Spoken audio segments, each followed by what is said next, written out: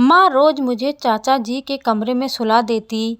मैं इनकार करती तो 100 का नोट पकड़ाकर मेरा मुंह बंद कर देती और मैं भी चुपचाप पकड़कर शर्म के मारे मुंह में कपड़ा डालकर लेट जाती। लेकिन एक रात माँ ने बेचैन होते हुए 500 का नोट मेरे हाथ में रखा और मुझे चाचा के कमरे में सोने को कहा। उस रात मेरे तो होश उड़ गए। कभी कभी किस्मत बड़ी ही अजीब अंदाज में हमारे सामने आती है, लेकिन हमें समझ में नहीं आता कि कसूरवार कौन है। हमारे अपने ही हमारे सामने इतने चेहरे में आते हैं कि हमें समझ नहीं आता कि उनका असली चेहरा कौन-सा है। अगर हमें उनके असली चेहरे के बारे में मालूम भी हो जाए तो हमें खामोशी से मुँह बंद करना पड़ता है, क्योंकि हमारा उनसे ऐसा गहरा रिश्ता होता है कि उनका राज पास करके हम कोई खतरा मोल नहीं ले सकते। कभी दिल चाहता है कि उन पापी और दोगले लोगों से हर रिश्ता तोड़ लिया जाए, मगर ऐसा करना मुमकिन नहीं होता, क्योंकि हमारे पास उनके सिवा कोई और रिश्ता भी नहीं होता। इस ज़माने में किसी रिश्ते के बगैर जीना बहुत ही मुश्किल होता है और मैं भी कुछ ऐसे ही दोगले, पापी और मतलबी रिश्तों के बीच में फंस गई थी कि अगर मैं उनसे दूर रहती या पास रहती तो भी शायद मेरी ही जान को खतरा रहता। मेरा नाम सीमा है और मैं लखनऊ के एक छोटे से इलाके से संबंध रखती हूँ। मेरी ज़िंदगी ने मुझे ऐसे इलाके की तरह हमेशा छोटा ही दिखाया है। मैं भी एक मिडिल क्लास घराने से संबंध रखती हूँ। मेरे बाप एक मजदूर था जिसको दिहाड़ी मिल जाए तो कुछ पैसे आ जाते, वरना उनका माँ के ताने सुनने पड़ते। इस महंगाई के कड़े दौर में हमारा गुजारा बहुत मुश्किल से हो रहा था। इसी वजह से मेरे माँ बाप के बीच हमेशा ही अनबन चलती रहती। वो जरा सी बात पर लड़ते झगड़ते और एक दूसरे को कोसते रहते। मुझे यह सब देखकर बहुत दुख होता, मगर मैं कुछ कर भी नहीं सकती थी। मेरा भी दिल चाहता कि हम खामोशी से शांति से जिंदगी गुजारे, जैसे मेरे चाचा और चाची के घर वाले रहते हैं। वह दोनों आपस में बहुत प्यार और मोहब्बत से रहते हैं और उनको मैंने कभी भी लड़ाई झगड़ा करते नहीं देखा। मैं जब भी उनके घर जाती तो मेरे चाचा ही नहीं बल्कि मेरी चाची भी मुझसे काफ़ी प्यार और मोहब्बत से पेश आती। अक्सर तो मुझे इस चीज़ का एहसास होता कि जैसे मेरी माँ से ज़्यादा मोहब्बत मुझसे मेरी चाची करती है। मेरी माँ मेरा बिल्कुल भी ख्याल नहीं रखती, बल्कि वह तो हर दूसरे दिन भागकर अपने मायके चली जाती हैं और जब वापस आती तो उनका रवैया पहले से भी बुरा होता। वह बजाय उसके इस बात का एहसास करती कि बाबा काम से ठीक आ रहे होते तो उनकी सेवा करे। बेचारा तो सारा दिन काम ढूंढने के लिए सड़क के किनारे धूप सर्दी गर्मी हर मौसम में बैठे रहते और अगर काम मिल जाए तो गधे की तरह सारा दिन ही काम करते रहते। मैं स्कूल जाती तो अक्सर देखती कि कितने बच्चों के बाबा इतने अच्छे अच्छे कपड़े पहनकर आए होते हैं और मेरा दिल रोता रहता, क्योंकि मेरे बाबा तो कई कई दिन कपड़े ही नहीं बदलते और माँ भी उनके कपड़े नहीं धोती। मुझे कभी कभी बाबा पर बहुत तरस आता, क्योंकि वह बहुत ही बूढ़े हो चुके थे। मैं सोचा करती कि जब मैं पढ़ लिख जाऊंगी तो कोई बहुत अच्छी नौकरी करूंगी और अपने बाबा के लिए बहुत अच्छे अच्छे कपड़े लाया करूंगी। मैं खामोश रहती थी। मैं सोचती कि अपने बाबा के कपड़े मैं खुद ही धो दूं, मगर मुझे माँ ऐसा नहीं करने देती, बल्कि अगर मैं बाबा का ख्याल रखने की कोशिश भी करती तो माँ का गुस्सा सातवें आसमान को छूने लगता। मुझे माँ का व्यवहार बहुत ही बुरा लगता। एक दिन मैं चाचा के घर गई तो वह कहीं बाजार जाने लगे। अभी तो उनके कपड़े बिल्कुल साफ थे, मगर चाची जिद कर रही थी कि वह दूसरे धुले हुए कपड़े पहनकर ही बाहर जाएं। मेरा यह सब देखकर दिल बहुत खुश हुआ। मुझे अपने बाबा का ख्याल आया तो मेरा दिल टूट गया। मैं घर आई और माँ से कहा कि तुम बाबा का बिल्कुल भी ख्याल नहीं रखती। कभी चाचा की तरफ देखा है? वह चाची जी कितना ख्याल रखती हैं। माँ यह सुनकर गुस्सा हो गई और मुझे बातें सुनाने लगी। कहने लगी, कभी देखा है तुम्हारे चाचा कितने पैसे कमाते हैं? उनके घर पैसों की कमी नहीं है, तभी तुम्हारी चाची उनका ख्याल रखती हैं। अगर उसे भी मेरी तरह मिट्टी दबाकर खर्च करना पड़े तो तुम्हें भी पता चल जाएगा कि वह कैसा उनका ख्याल रखती हैं। उनके झगड़े की आवाज़ भी हमारे घर तक पहुंचने लगेगी। फिर मन जाने कितनी देर मुझे बातें सुनाती रही। मेरा दिल यह सब देखकर बहुत बुरा हो गया। मैं दिन बहुत देर तक रोती रही और जब बाबा आए तो मैं उनसे कहने लगी कि वह क्यों माँ की बात बर्दाश्त करते हैं। उनको क्यों नहीं बताते कि वह इतनी ज़्यादा मेहनत करते हैं, वह कोई पैसे तो छुपाते नहीं हैं। तो बाबा ने कहा कि वह कुछ भी नहीं कर सकते, वह मजबूर हैं, क्योंकि अगर वह बोलेंगे तो माँ और ज़्यादा बोलेंगी और मोहल्ले में तमाशा बन जाएगा। मैं बस खामोशी से सर हिलाकर रह गई, क्योंकि बाबा बिल्कुल ठीक कह रहे थे। वो उठकर अपने कदमों पर चलकर निकले थे। काम के लिए, लेकिन वापस अपने कदमों पर नहीं आ पाए, बल्कि कुछ अजनबियों के कंधे पर आए थे।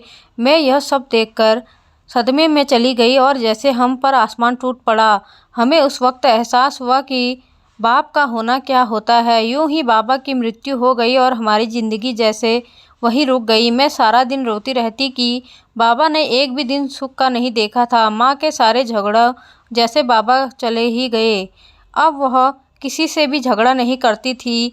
हम पर भी दूसरी मुसीबत उस वक्त आई जब हमारे मकान मालिक ने आकर कहा कि घर खाली कर दे या किराया दे। हमारे पास उस वक्त फूटी कौड़ी भी नहीं थी, तो उनको किराया कहाँ से देते।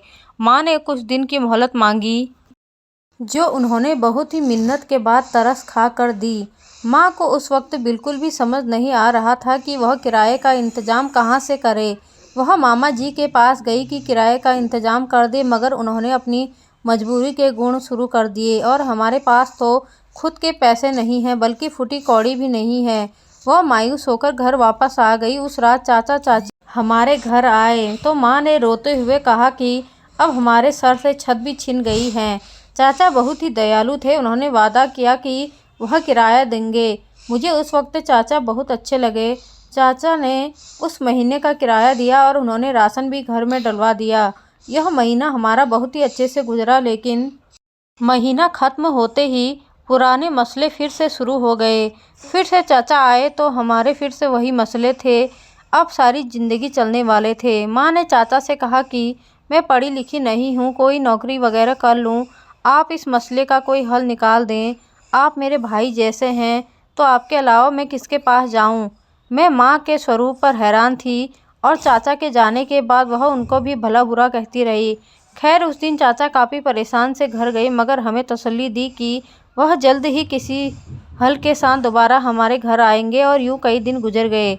माँ उनको कोसती रहती, वह बहाना बनाकर जान छुड़ा कर यहाँ से जा चुके हैं और दोबारा नहीं आएंगे, क्योंकि माँ को लगता था कि इस मुश्किल वक्त में उनके सगे भाई ने उनके साथ छोड़ दिया तो चाचा और चाची भी छोड़ जाएंगे। मैं भी काफ़ी हद तक यही सोच रही थी, क्योंकि इस महंगाई के दौर में किसी की जिम्मेदारी उठाना बहुत ही मुश्किल होता है।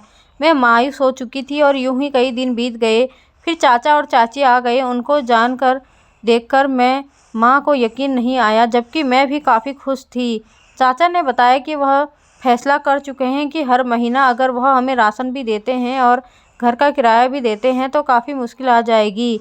इसलिए उन्होंने फैसला किया है कि आप हमारे घर पर शिफ्ट हो जाएं और अगर आप चाहें तो अपना खाना पीना अलग कर लीजिएगा।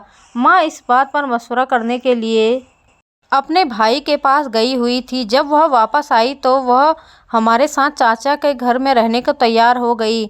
हम लोग अपने बाबा की यादों के साथ रोते हुए अपने चाचा के घर में रहने लगे। लेकिन कुछ दिन बाद ही मेरी माँ मेरी चाची से लड़ाई झगड़ा करना में लग गई।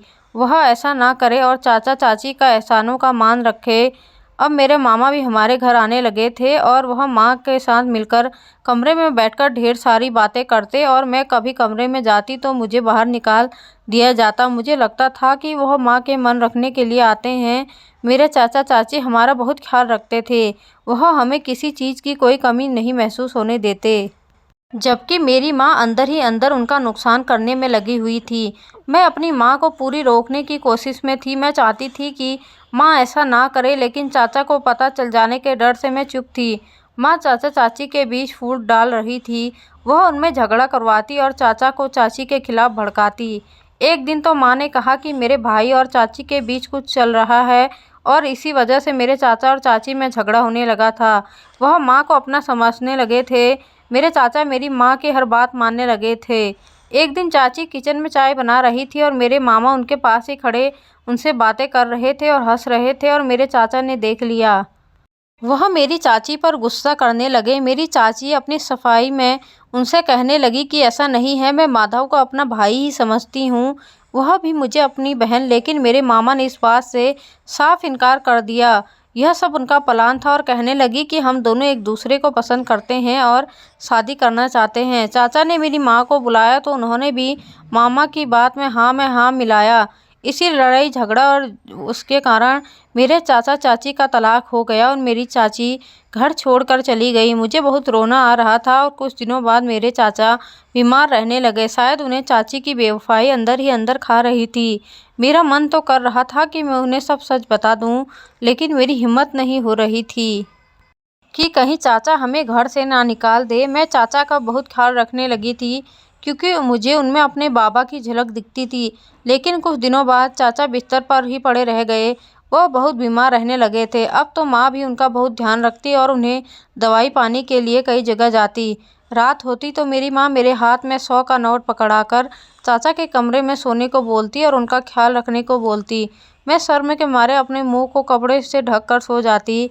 जब मैं मना करती तो माँ मुझे धमकाती। एक दिन मैं चाचा के कमरे में सोने से मना किया तो मेरी माँ ने मेरे हाथ में 500 रख दिए। मैं भी चुपचाप चाचा के कमरे में लेटी रही। जब मुझे नींद नहीं आई तो मैं उठकर बाहर चली आई। तब मुझे कुछ आवाज़ आने लगी। मैं सुनने लगी तो मेरी माँ और मेरे मामा बात कर रहे थे। वो कह रही थी कि वह उन्हें ऐसी दवाई दे रही है जिससे मेरे चाचा बीमार रहकर बिस्तर पर ही रह गए हैं। मुझे अपनी माँ पर बहुत गुस्सा आया कि वह इतनी पत्थर दिल कैसे हो सकती हैं। जिन्होंने उनकी इतनी मदद की उन्हीं के साथ ऐसा कैसे कर सकती हैं। वह दोनों मेरे चाचा के मरने का इंतज़ार कर रहे थे। मैं भागती हुई कमरे में आई तो मैंने देखा मेरे चाचा आखिरी सांस ले रहे थे। मेरा दिल धड़कना बंद हो गया। मैं खामोश हो गई। मेरे चाचा चले गए थे और मैं फूट फूट कर रो रही थी। लेकिन यह सब मेरी भी गलती थी कि मैं खामोश थी। काश मैंने पहले ही यह सारी बातें चाचा को बता दी होती, लेकिन अब कोई फ़ायदा नहीं था।